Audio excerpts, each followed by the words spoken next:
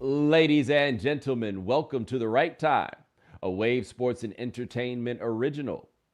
My name is Bomani Jones. Thanks for listening wherever you get your podcast. Thanks for watching us on YouTube. Subscribe, like, rate us, review us, give us 5 stars. You only give us 4 stars. I'm inclined to believe that you are a hater. I'm going to be honest with you. It ain't really shit popping in sports this weekend. We going to make that work. However, Sean, I'll throw you up here with me. The world kind of got shook up on Saturday. And I gotta be honest, I don't really know what exactly happened. I don't really know what the timing is, but I'm speaking for me as a member of the reaction class. You know what I mean? Like the people who you pay to react to stuff. What time they dropped that news? Like 2:30 on a Sunday? Hey, homie, I have made decisions about what I'm gonna do today and how sober I'm gonna be while I'm gonna do it. That decision was made hours ago. Okay. And if I had known this was coming, I might have approached the whole day differently, but I did not. I got people sending me these texts and I'm like, man, I ain't trying to hear about none of this right now. Then I just kind of told I got a really profound moment where I felt some empathy for Joe. I'll get to that part in a minute. Then I told some jokes or whatever, but this is not for a Sunday, homie. I could tell, very calculated news drop of getting Yeah. it while people are on the couch, a little comfortable, not ready to expect this Yeah. type of news. Like Monday morning, boom, perfect. It carries the whole cycle for the week. Right, but I will say this though. I don't know if it was so much calculated or they had been trying to get Buddy on board with the program for so long, and then when he finally did it, you had to get it out there before he could change his mind. And look, the reason I'm bringing this up here on this ostensibly sports program is very simple. I told y'all exactly how this was going to shake out. I didn't tell you exactly how it was going to shake out, but I knew how it was going to shake out because sports people were uniquely qualified to evaluate this situation. Now, Sean, you tell me or help me out here because I really have thought about this and I asked some other people and nobody could really give it to me like this. How many other jobs are there other than sports where people are truly hired and fired via the media, and not in the sense of you leak scandal to the media, but you just leak enough stuff, right, that just sullies somebody to a point where, damn, you can't come to work no more. It's honestly sports and politics. That's probably, and Yeah. I really didn't even think politics was getting there. Like the fact that the announcement happened on Twitter versus national presser or something like that. No, no. And see, politics, I'm saying, politics is very similar, but it's different, right? Because with politics, you get scandal out there. But the difference between politics and the sports thing, obviously, is the nature of hiring and firing. So, if you're dealing with somebody that has an appointment or something like that that can legitimately be fired, okay, maybe that happens. But with an elected official, people don't get fired. You know what I mean? Look, you remember in Virginia, they had a governor that got caught wearing Ku Klux Klan robes, right? And a lieutenant governor who was credibly accused of sexual assault. And what both of them did, they just rolled that shit out. Right? They were like, okay, this looks really bad right now. Not going to quit my job. Y'all going to forget about this. These, if I'm not mistaken, in that state, they're one-term positions anyway. We just going to ride this whole thing out. And that is exactly what they did, right? It is very rare that you are in a position that you can legitimately fire somebody like the president of the United States. So I, along with other sports people, though if I'm being honest, I feel like I was the first one to say it out loud. I didn't see anybody else say it out loud until I did, though it's kind of like how I call Trae Young Trey the Barge. I have, in fact, Googled it, and other people were calling him Trey the Barge before I was calling him Trey the Barge. I didn't hear them call him Trey the Barge. We both deserve credit for stumbling upon something great, but in the end, I recognize that I didn't have the most revolutionary thought in the world. There it is right there. Sean pulling up my glory. I said something from sports that may be applicable to another story. Whenever this much comes out about a coach on the hot seat, that coach is out of there. It don't turn back after all these leaks. All the sports people were nodding, but Sean, it was the politics people that were like, this isn't the same thing. It's just trying to get the money up from the boosters. It takes a lot more. You out here worried about the details and you not understanding the point, okay? Yes, you are correct. It might have taken a lot more to ultimately get this dude out of here. But once this happens, it is over. The only time that it's ever gone like this and it didn't play out exactly as you would expect in terms of like the firing timeline was that time that they was trying to fire Les Miles. And somehow Les Miles won this game against Texas A&M, and people got real emotional about it, and they brought Les Miles back that next year. And then that next year, they lost to Wisconsin at Lambeau Field, and they had a couple more games, and they got Les Miles' ass up out of there. And you got to understand, man, they really want to fire you when they talk about putting Ed Ogeron in your job. Okay? It worked out okay until it didn't in that case. But I'm just saying, when they look around and they like, hey, get Cajun Man out here and let him coach the team. Like, hey, dude, like your time was up. But like I got somebody in the chat room talking about Spoelstra as an example. Spoelstra's not an example at all. What happened with Spoelstra was LeBron James was like, I want this guy fired. And they were like, yeah, that's cute. Anyway, we're not going to do that. What happened in this case was, like somebody said something to me about the difference. This isn't just about like getting the boosters to get up the money to pay the buyout. You are correct. That is only but a particular wing of the coach firing circumstances, right? Like in the buyout scenario, if the only holdout is we got to get up the money to get you out of here, then yeah, you pass the hat, you see what you can do, and then you go from there. But the president of the United States is a slightly different situation, okay? And so where this was similar was not about simply getting up the money from the buyout. It was about creating a tenor that made it such that you could get rid of, say, Bobby Bowden, right? You can't fire Bobby Bowden at Florida State. You can't do that. Like Joe Paterno, you could fire him because it turned out to be scandal, right? What happened with Bobby Bowden was it wasn't just that the team wasn't that good or as good as it used to be. Bobby Bowden used to do some real doddering interviews up there toward the end.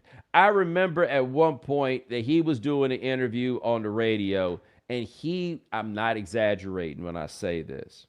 They were asking him about what has changed about college football, and he was talking about quarterbacks and all this stuff, and he attributed much of the change to, and I quote, the forward pass. The forward pass. At that moment, that man was too old to keep doing his job, right? Like you can't keep sitting, you can't have this old man out here talking about the forward pass in front of people. You ain't never gonna get no recruits that way, right? But, you know, at Florida State, they always got like money problems and all that stuff anyway. But when you got the guy and for whatever reason, you can't actually fire him, the next step in the process is people stop giving money. The big boosters stop giving money. This is what happened, if I'm not mistaken, in Kentucky with John Calipari when that started falling apart. They weren't really in a situation where you could fire that guy. Even if you could get up the money or whatever it wasn't really that simple. So what you got to do is create a circumstance that makes it untenable for the person to stick around. It's kind of like firing a tenured professor. Oh, you think you can't fire a tenured professor? Yes, you can. I had a professor who once told me about a job that he worked at, and in order for them to get a tenured professor out of there, they gave that dude an office on the top floor of a building that didn't have an elevator because that man had a pacemaker. They made him take steps every day. And then it was like, no, it ain't going down. So look, they looked around. They tried to pass this Biden thing off as long as they could on everybody, right? They tried to hide the truth. I don't feel like talking about the actual politics of this right now, but we don't talk nearly enough about that part, right? Because that part is an incredible problem that is worth discussing. But anyway, they wrote that out as far as it would go. Sean, I think I sent that tweet about Biden. How many days ago was it? Like, July, you want to look down at that again? Was the day July 3rd. Okay, so 19 days ago. This is about 3 weeks, okay? And look, this is going to take a long time because Joe Biden was not trying to go, right? Like, I don't like want to get like too particular, personal, or detailed about this, but I can just tell you that um, anybody that has had an exposure to watching someone proud age and it gets to that point, man, they just basically told that man he useless, right? They basically told Joe Biden, why don't you go off and die? I know that's not what people are actually saying, but I assure you that that's what a man like him is hearing. He was going to hold on to this until he absolutely could not hold on anymore. And what it sounds like to me is, well, I'll tell you what it doesn't sound like to me. It doesn't sound like Joe Biden woke up one morning and then just suddenly had his moment of clarity and decided, you know what? I should move on for the good of everybody. Because I feel like that's the kind of thing you would have done in front of a camera, right? They would have sat him down and he would have looked at America and given a candid address. I mean, he could still read, right? They can't be putting stuff in the teleprompter like like little things like move your arm right now because he'd be saying that stuff out loud. But if you just put the words up there in real big letters, right? Because I ain't gonna lie, man. I bet his shit be looking like this on that teleprompter. I bet that shit be one word at a time. You ain't got enough space to put all that stuff down there. You know what it's like when you look at old people's cell phones. Even old people, just people who don't see that good. Like, you ever have a moment where you look down at the front of your cell phone and you're like, God damn, are you blind? Like, I don't even see how you can fit a whole word on here. And then they're still putting it this close to their face. You know? Yo, put your glasses on. God damn, like I can't believe this, right? Joe Biden, I use a teleprompter right now. There's a teleprompter in front of me. I'm looking at Sean, all of that stuff. This t-shirt that I got, I can read very clear in this teleprompter. That shit would look like Braille for Joe Biden. Joe Biden, like, I just can't. I have no clue, no idea what that looked like. Like, his shit ain't even the teleprompter in the camera. They got that on the wall. Like, they blasted that thing on a projector. It looked like the credits at the movies, right? Except that it's the credits, except it's in the same font as the title, right? Like I'm just telling you, this is what it is. But anyway, I feel like if he could have credibly sold that he felt good about this, they'd have put a camera in front of him. Instead, they were like, look, we wrote something down. You good with this? Fine. It was like they gave it to him. They gave it. It was like one tweet from his presidential account and then one tweet from his personal account, and they were different. And I was like, they did not. Yeah. No one communicated on this announcement. They gave him that letter in small print. He was like, fine, just put my name on it. I don't care. Whatever. They gave it to him in the regular print. He's like, I can't even see what's going on here. What are we talking about, right? But anyway, no, I don't think Joe Biden wanted to do this, right? So the options, I believe, here are Joe Biden woke up and had an epiphany. And I don't think that Joe Biden woke up and had an epiphany, though that was option number one. Though number two sounds more like, and I don't know who exactly the person was, but it's somebody that walked in here and was like, hey, Pops, hey, look at me. I'm talking to you. It's over. Okay? Okay. Hey, look, we've been cool about this for as long as we can. We love you. We think you're excellent. All of it. You got it. But yo, hey, what did I say? Look at me. Look, listen to me when I am talking to you. Like somebody had to finally walk in there or do that, or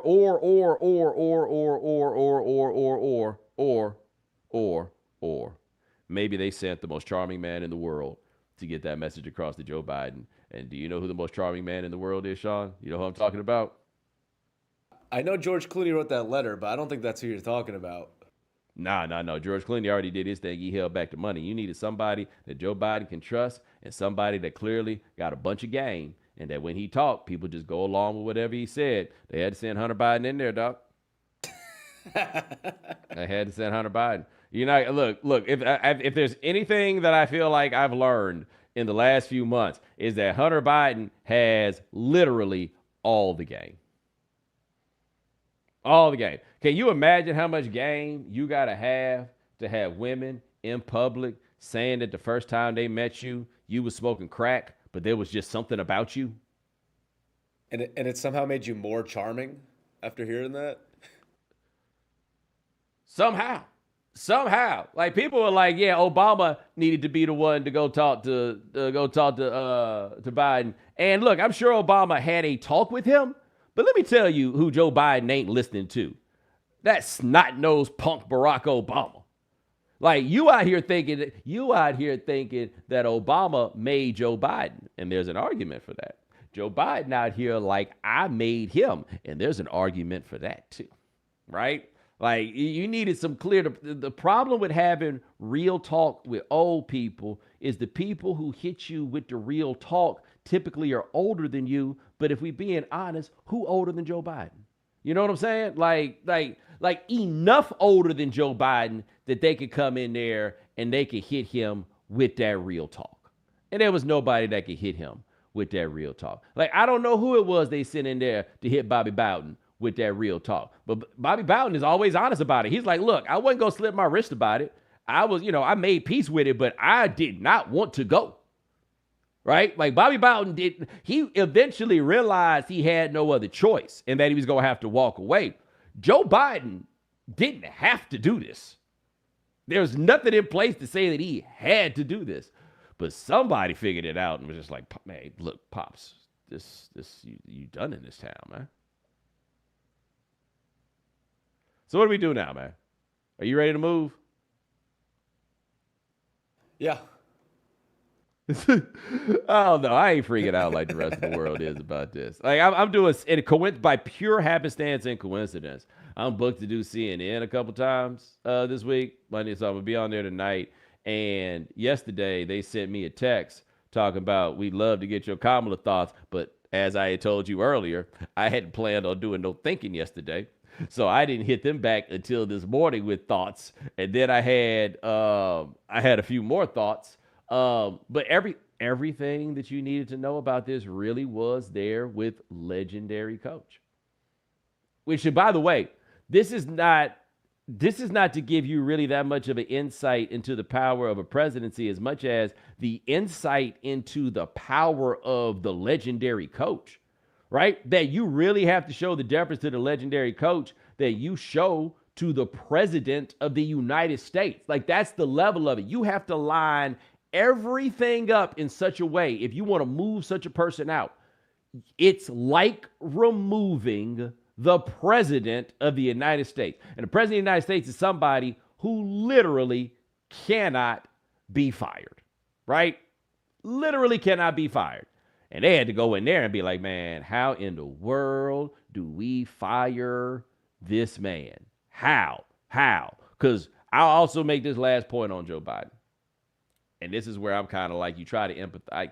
I can empathize because I've watched this happen with other people before, right? But one thing a man in Joe Biden's position is 100% aware of is that he ain't the man that he used to be. Right? Like, this is not... People in the place that he's in, they don't, at least in my experience, they're not delusional about where they are, particularly relative to previous times. They may still think that somehow they can do it, right? Or they may still think that somehow they can make a certain thing happen or like get from A to B or whatever it is. But that man knew he wasn't the man that he wanted to be, that he once was. But he wasn't trying to stop being like the things that he had become as a result of that. Because at a point in life, man, the question comes down to what purpose are you serving? And what are you supposed to do after being president of the United States, generally speaking? But now, like, in your 80s, like, what is it now that you're supposed to do? And dude, that had to be rough. I honestly, like, ache for somebody that winds up in that position. But I tell you who didn't ache. Whoever they sent in there to sit in there to be like, yo, Pops, you're done in this town.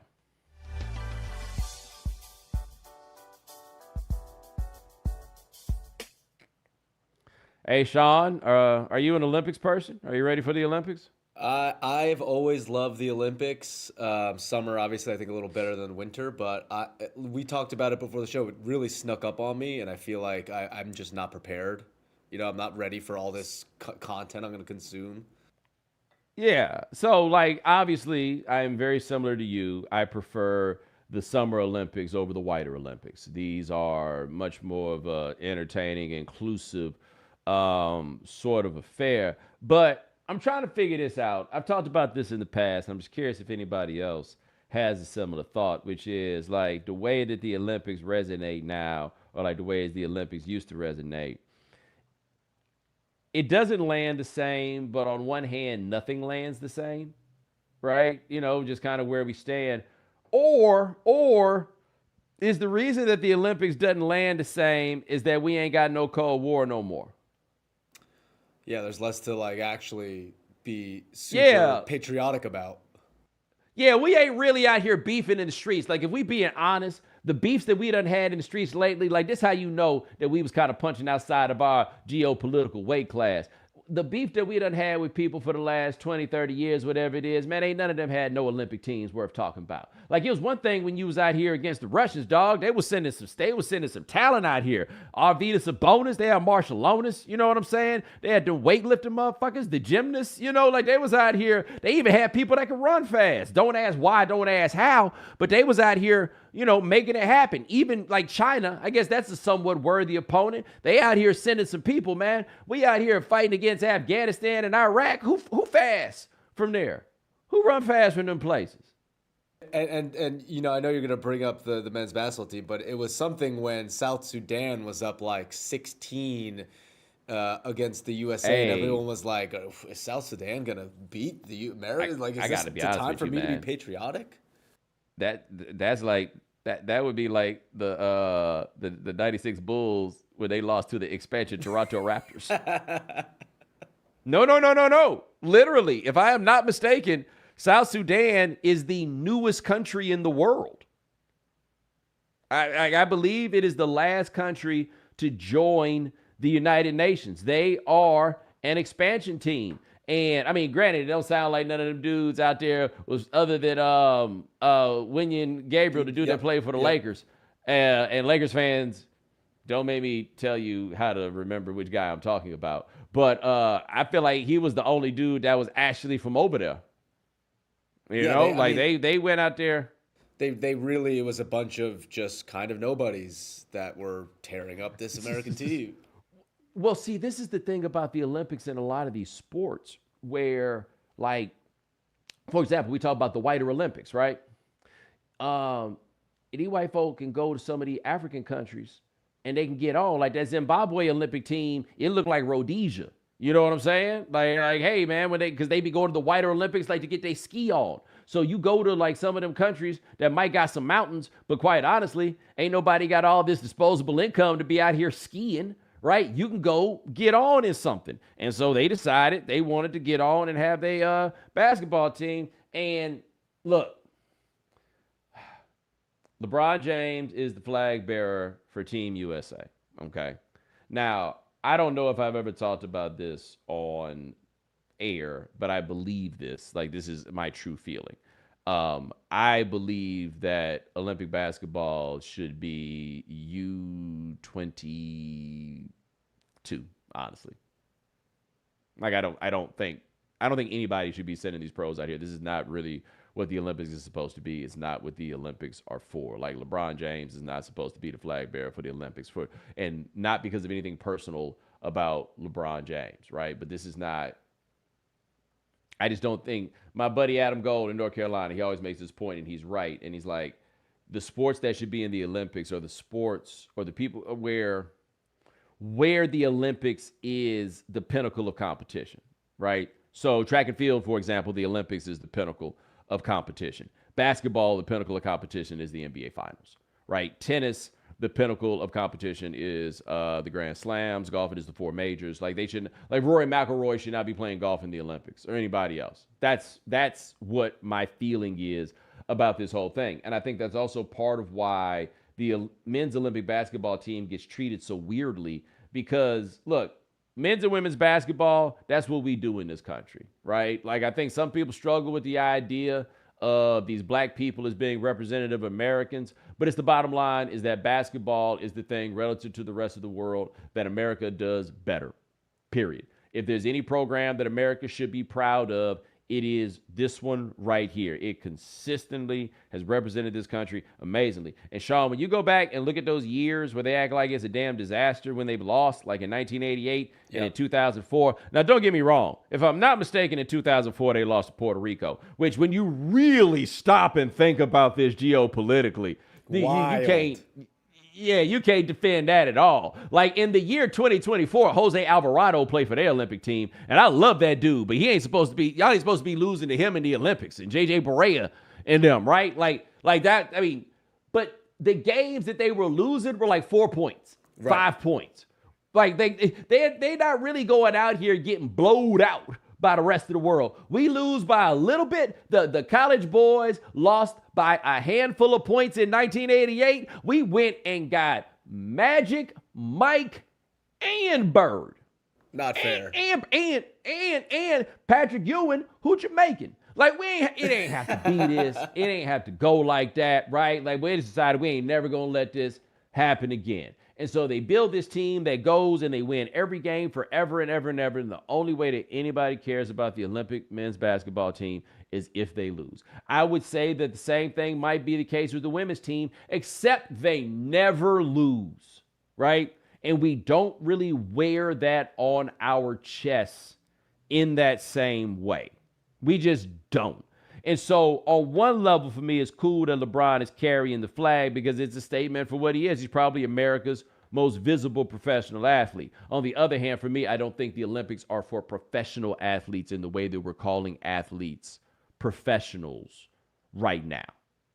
And you know, there's a lot of people even in the chat and on Twitter talking about the fact that like the Nike of it all, of LeBron being Nike's golden child and their number one athlete and them needing to sell all this Olympic merch. And I just saw Nike did a collab, USA men's basketball collab with Kith, and it's like just trying to sell stuff. Yeah, but I don't know who everybody is represented by, right? You know, like who some of these other people are and what brands they represent. To me, they're really, for this Olympic team, were two options for the flag bearer. Simone Biles and Katie Ledecky. Yep. Those are your two options, right? Those are the two most dominant American athletes in the world right now. And sports that are very like Olympic sports. Like those two, gymnastics and swimming, are Olympic sports, you know, versus basketball, which is just thrown in there.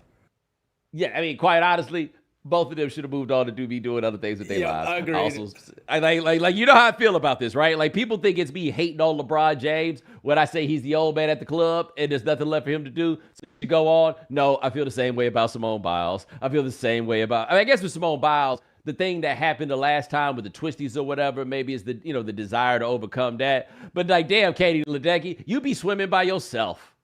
You're not tired of going out there and just swimming by yourself. Like, you putting in all that grind just to be out here swimming by yourself again?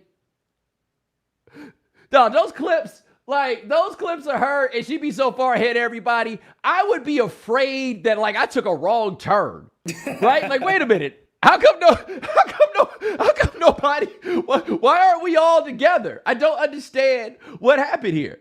It's really awkward when you watch her events and she finishes and there's a long pause. There's like 30 to 40 seconds before the second place comes in. It's not good TV. Yes. Like she be out there like Bob Beamon in every race. Nobody's in the same zone, right? But with all that in mind, I want the U.S. men's team to win, again, just because I don't like the way that people act when they don't win. But Sean, I'm going to be honest with you. I'm here to see Victor. Victor in Paris in the Olympics. There's going to be at some point, I think, where France and the United States play. And I think in 4 years, France is going to be a real problem in the Olympics. It's going to be, in Los Angeles? And so it'll be back over here. France going to be, because look, in 4 years, I have no doubt in my mind that Victor Wembanyama is going to be the best player in the NBA. I think it's possible that next year, Victor Wembanyama might be the best player in the NBA. But in 4 years, he's going to be the best player in the NBA. And then they got all them other dudes, blah, blah, blah, whatever your name is. They got the dude that played for Indiana. I guess Rudy Gobert will have aged out by then, though. I guess you could be. I mean, that boy Scola's still out there playing for Argentina. I think. Yep. Yo, Argentina ain't create no hoopers if y'all can still keep trying Scola out here. They'd love Ginobili to still be on the team if he would play. Yeah, Ginobili's just too rich. He just like, nah, Yeah, man, I he got doesn't 5 need it. championships, bro. I'm not doing this. And didn't they win the gold that year? Yep. That the American 04. flamed out. Yeah, the 04 year. That's right, because they almost won it in 2000. Like it came right to the end. Yo, there have been some close calls, by the way, for our lads that we don't talk about. They almost lost to Jokic in them that year in 2016 in the championship game. Yeah, But if they had lost. And then the most recent FIBA, they lost. They fully lost to France and all those guys. So yeah, Germany. Yeah. So yeah, France. You know what happened though? A different thing. Yeah, I tell you though, if they lose somehow in this one, they're gonna have to start going and getting them dudes they ain't want to bring no more. Like, come on, Ja. Come on. I guess Kyrie will be too old by then. Come on, Ja. Come on, Kyrie. Come on, Jaylen Brown. Kyrie and Jaylen Brown together, 6 eyes. 2 men, 6 eyes. They should be amazing on defense with all the eyes they have. They'll be paying closer attention to anything else that has ever happened. But I want them to win because I just don't want them to lose. But man, if they had lost to South Sudan, I feel like a bad black person, honestly, because I'd have jumped in on the joke so fast, and that feels a little bit like self-hatred. Like the more I think about it, that doesn't feel right. Although I would like to note this. Everybody who thinks that blackness inherently makes you better at basketball, explain the Olympics. That's all I'm saying. It's not like America #1, Cameroon #2, the Democratic Republic of the Congo #3. No. Like Luka be out there taking on the black people from all over the world and busting their asses. France, however, it's worth noting though that once black people show up in your country, white people don't play on the team no more. Like you gonna tell me they can't find no more white men in France to play on that basketball team, Sean? I don't know if you ever seen a picture of their team. You can't find no more. Yeah, Evan Fournier is probably washed out now. Like I don't know if he's still on the team. Yeah. But, He's there. I'm really sure no he one. is. I'm sure he is there. Batum is still there, but it's still, you're not gonna tell me, man. Like France ain't got no white dudes that can hoop on the squad. They be finding white dudes in Serbia that can win a silver medal, but you can't find not one white man in France that can hold a candle to Evan Fournier. Y'all do it to yourselves. You do it to yourselves.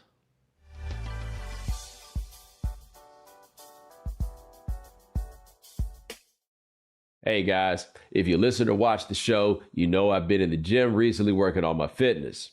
Been trying to get my body right, especially for the summer, and I recently got some stuff from Greatness Wins, and it's been a game changer. Founded by Hall of Famer Derek Jeter, dancer Misty Copeland, and the founder of Untuck It, Greatness Wins has provided the perfect balance of superior performance and comfort with the perfect modern fit. Trust me, the moment you feel this product, you will understand exactly what I mean. I rock Greatness Wins all the time when I work out, and it's some of the best athletic apparel I've worn, but it also looks the best. Plus, the quality is so good, I just wear it around the house and even when I run errands. So upgrade your athletic wear at greatnesswins.com now. Use code Bomani and you'll receive 25% off on your first purchase. Greatness Wins, where the demands of sport meet the science of fit. Check them out now. That's greatnesswins.com. Code Bomani. Sleep is super important. And even though I just got a mattress a couple of years ago, I've been using these new pillows from Helix and they're actually amazing. Sean, I know I texted you about these pillows, but you got the mattress, right? How's that going for you? Bo, this mattress is just as good. First off, Helix made it super easy for me to find the right mattress with their super simple Helix sleep quiz, and I was able to lock in the right mattress for me thanks to the lineup that offers 20 unique mattresses, including their award-winning Luxe and Ultra Premium Elite collections. And I had my personalized mattress shipped straight to my door free of charge, and they even scheduled a pickup for my old mattress. Bo, I gotta say, I've been sleeping like a baby with this new mattress, and I genuinely recommend it. If you don't want to take Sean's word for it, Helix has been awarded the #1 mattress by GQ and Wired magazine. It is even recommended by multiple leading chiropractors and doctors of sleep medicine as a go-to solution for improving your sleep. Plus, Helix mattresses all come with a 10 or 15-year warranty depending on the model. Helix is offering 20% off all mattress orders and 2 free pillows for our listeners. Go to helixsleep.com/Bomani. That's helixsleep.com/Bomani. This is their best offer yet, and it won't last long. With Helix, better sleep starts now. We know you can't be on top of all the news and information of the day. No need for the social media feeds. We got you. Now, if you haven't heard. All right, 3 stories on tap for today. Here's the first one. My name is Tammy Kim, and I'm a writer at The New Yorker covering the weird world of American politics. A few weeks ago, on the morning of the presidential debate, we published a story I'd been working on for over a year titled, "Do the Democrats Have a Gen Z Problem?" The answer is obviously yes, but we didn't know how badly Biden would stumble that night. I'd wanted to understand what it means to have 2 presidential candidates and dozens of congresspeople and Supreme Court justices who aren't just old, but let's be real, ancient. If you're an 18-year-old voter or a college student or even a young millennial, are you going to vote, or are you checked out of our insane gerontocracy? If you do vote, are you going to pick the Democrats? Because for the last few cycles, in reaction to Trump, young voters have come out in historic, unprecedented numbers against the GOP. These are numbers large enough to tip the battleground states this year, too.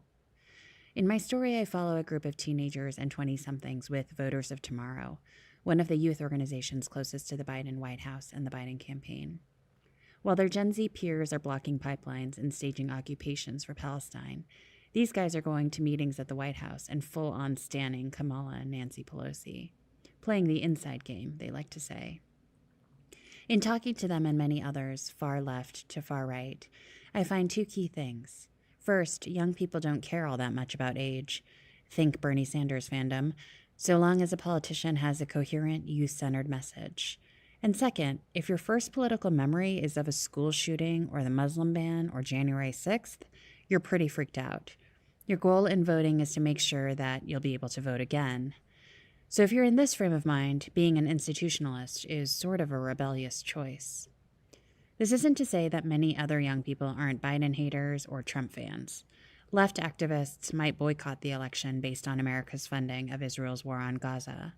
And young men of color in particular are increasingly drawn to Trump. This is maybe even more true now after Trump was shot in the ear and after he chose a millennial, J.D. Vance, as his running mate.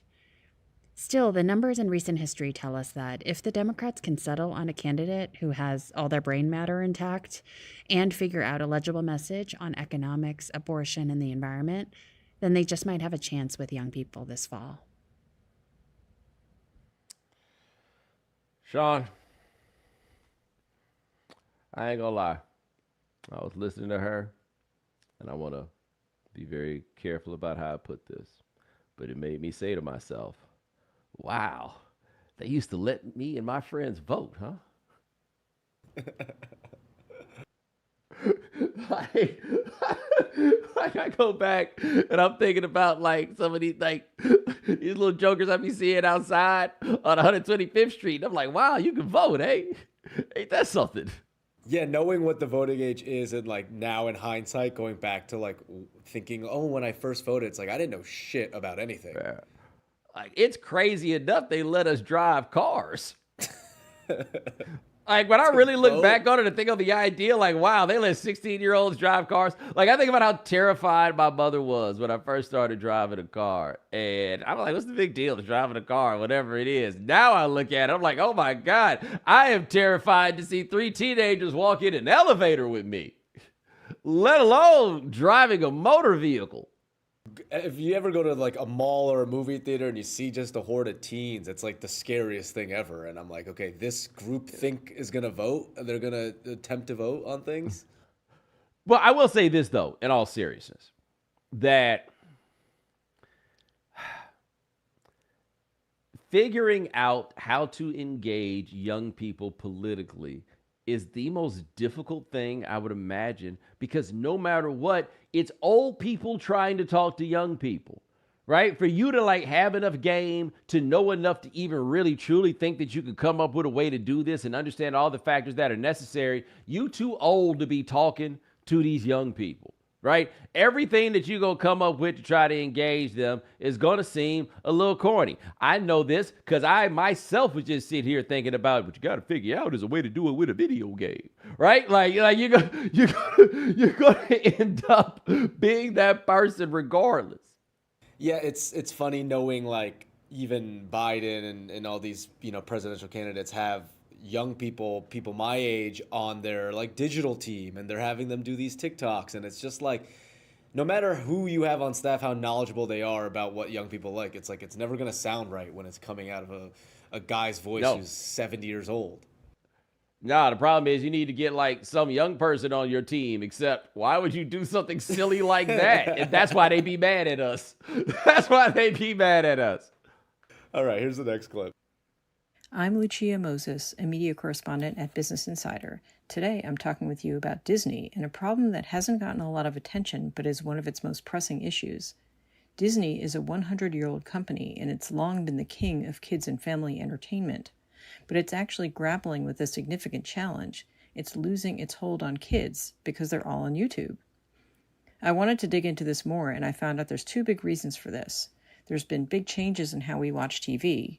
Streaming now accounts for 2/3 of kids' TV viewing time, according to Nielsen. And in fact, Nielsen estimated that kids watch 3 times as much YouTube as Disney Plus content.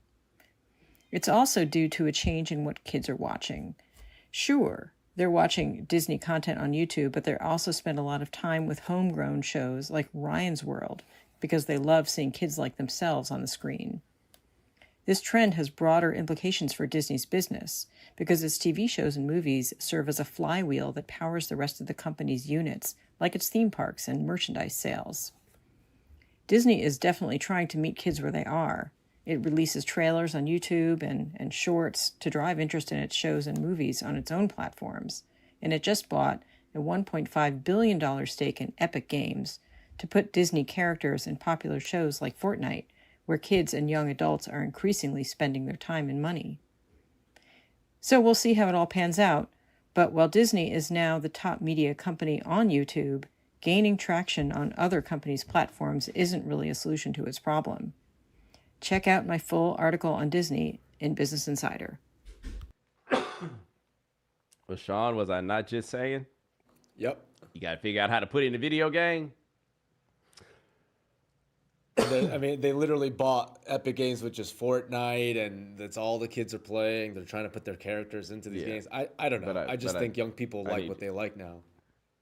Don't Fortnite be shooting? Isn't that a shoot 'em up game? Yep. So do you be shooting with the Disney characters, or do you get to shoot Bambi's mama? You basically, you could be a Disney character, shoot at other Disney characters, or you yourself are shooting. Yeah. This is getting real tenuous. And I'm going to tell you, there was a time where a report like that had a much greater effect on my livelihood than it does right now. Like now I can read these Disney stories as an uninvested party who don't even really be watching that Disney stuff anyway.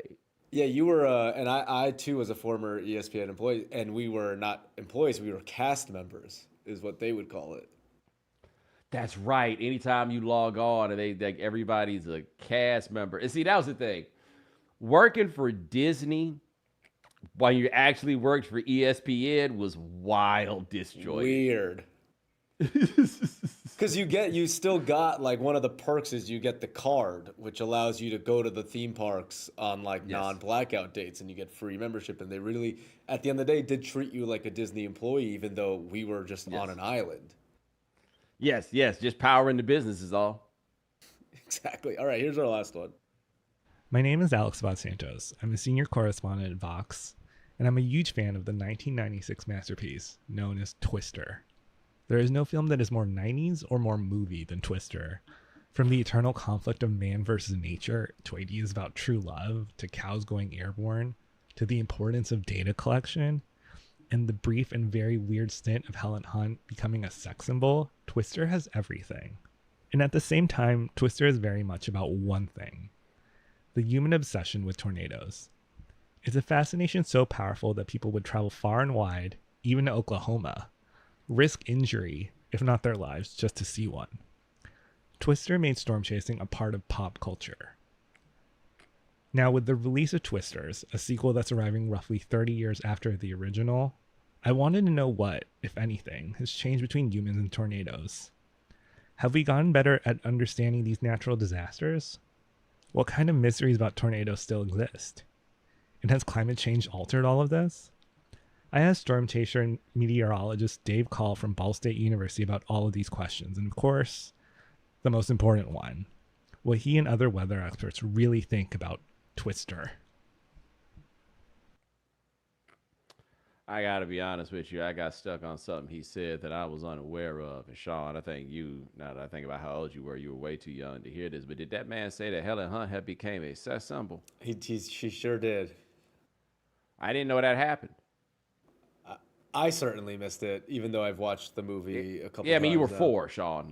Yes, you did miss it. I did not know that part had happened. But he is right. People have always been really intrigued, or for a long time have been really intrigued by the idea of chasing after tornadoes. And when I say people, you know exactly what I mean. White people. Sean, do your homies be out here chasing, when I say homies, I mean homies. They be out here chasing storms. Like, I'm putting this all on white people. Maybe it's just not black people. Like, maybe it's some Koreans and some Mexicans out here running after tornadoes, and I don't know nothing about it. Your folk be out here chasing them down? None of my, close homies, as you said, but I did see the new Twisters on Sunday, and it's directed by a Korean American director. He famous for directing Minari, which is a really good Korean story. He did sneak in a moment where there are like tourists chasing a storm with the storm chasers, and there happened to be a Korean tourist, and he said a couple Korean lines. And I was like,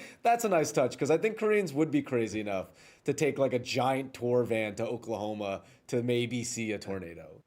But what I'm asking is they really doing that, or is that like DEI run amok? Right? Because I don't feel like honestly, I don't want to see black people represented chasing after those storms. We ain't got that much to that. Like, we get to lord over y'all for something. And one of the things we get to hold over is not doing dumb shit like that. Yeah, something about chasing a natural disaster, I think, is not a very immigrant mindset. Yeah, no, we got enough excitement as is. We ain't got to be out here searching for it.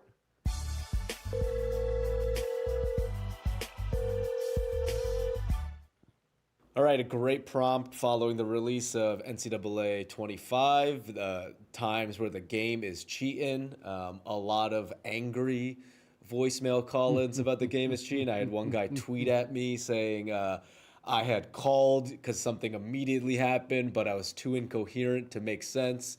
I didn't end up going with that clip, but I will say thank you for the submission. Here's the first clip we have. Yeah, what's up, Bo? Long-time listener, first-time caller. And I just want to tell you about a time the game be cheating, since you make that the question. As a matter of fact, I'm going to tell you about the time the new NCAA was cheating. This is actually last night. So I started an online dynasty with a handful of my boys. You know, you can recruit against your actual in-life counterparts, right? So I started with Tulane because I didn't want to pick an overrated team. I'm playing Oklahoma, who's ranked 14-ish, I believe, in the nation currently. First game, opening week. My teammate said it's a Heisman. Mind you, I hadn't played football. I hadn't played like the newest man in like 3-4 years, so I'm a little rusty, but whatever. We get into the game. I'm getting cooked, like 38-0, 40-0, something like that. And I noticed a read. They're running in the red zone. I hit stick the guy. He fumbles. I'm like, great, loose ball. The guy who fumbled recovered the ball, broke a second tackle, and then scored on me. So the game be cheating, and not only do the game be cheating, the new NCAA be cheating. So be mindful of that before you pick up a PlayStation just to be mad all over again, bro. Have a good one. Yo, I ain't gonna lie. I didn't pick up the PlayStation because my living room is not properly configured for a PlayStation because I thought I outgrown it, but I do think I am, in fact, gonna wind up getting the PlayStation. But Sean, I've been thinking I kind of want to just simulate the games. You know what I'm saying? I just want to be eye in the sky type. You know. There's a great tweet from a former colleague of mine, Roger Sherman, who said, I'm too old to be playing kids online, and my only beef is with the computer. But sometimes the beef with the computer gets a little too hot. Like, I've had some experiences where I'm like wanting to throw a controller. I'm like, I'm playing. Like, I chose this difficulty. You know, like, who am I to blame? Yes, yes, you're right. Yeah, it might be tough when you're in you sim 5 years over the weekend and we come in when you got bags under your eyes on a Monday, you're a little angry, Yeah, you know.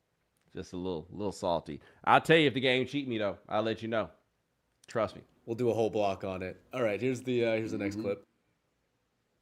Hey, what's up, Bo? This is CB from Brooklyn. I'm going to tell you about the time the game was cheating. So I'm playing NCAA football 2007 with my homie Frank. And the thing is, Frank didn't have a system like that. He didn't grow up playing college football. He wasn't a college football fan. Me, on the other hand, I grew up with that shit. My dad, raised me to play these games. I'm from South Bend, Indiana. I'm a Notre Dame football fan, unfortunately, whatever. But I had everything locked, dialed in.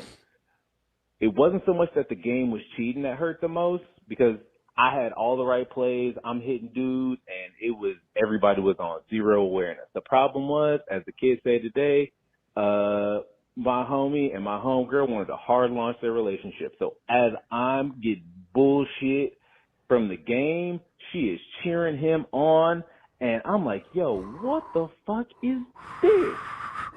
I wanted to throw the controller through the TV screen and through both of their chests. It was terrible. At the end of it all, I just walked out of the room. I went to my room, and I closed the door. Anyway, thank you so much, Bo. Appreciate what you do. And I got to say, with NCAA football, that's the game my dad put me on. He passed away 10 years ago, and luckily, he never had to live in a world without NCAA football. That's it.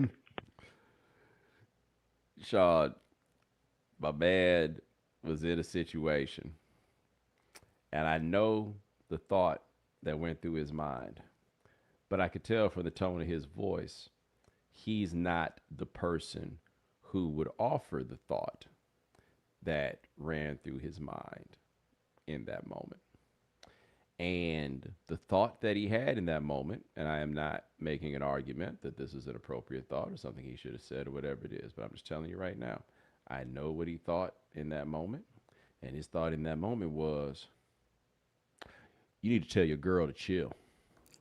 Clapping a little too loud. Yeah, that's what he wanted to. Something along those lines is what he came very close to saying, which wouldn't have worked out well for anybody involved in that situation. But I had not thought about that scenario because I ain't been there in a long time. But you're right. Like, if you playing, first of all, if you playing video games and your girl there, somebody's doing something wrong here.